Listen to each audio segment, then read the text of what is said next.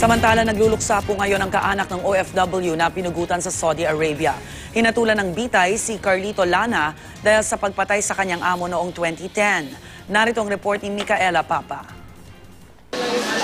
Labis ang panghihinayang ni Rizalino Nunez sa biglaang pagpugot sa pamangkin niyang si Carlito Lana na wala man lang daw kaabi-abiso sa kanilang mga kaanak. Si Lana ang OFW sa Saudi na hinatulan ng bitay sa paratang na pagpatay sa kanyang amo noong 2010. Pero para sa mga kamag-anak at nakakakilala sa kanya, mabait at masayahin na tao lang daw si Lana na hindi karapat-dapat bawian ang buhay sa ganung paraan.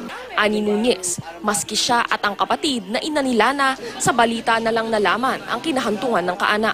Nagulat nga yung ina kahapon ng Sabado, pag-alis nga ng Sabado, nagulat siya, narinig na lang niya sa balita. May nagsabing ganun, Biyernes daw, binitay na raw.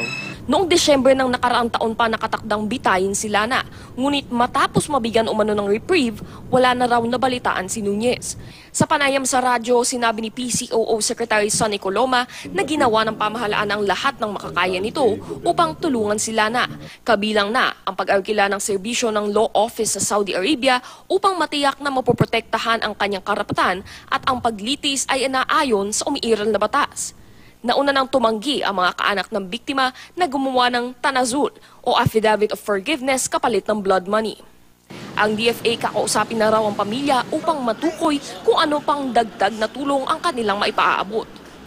Para sa unang balita, Micaela Papa reporting.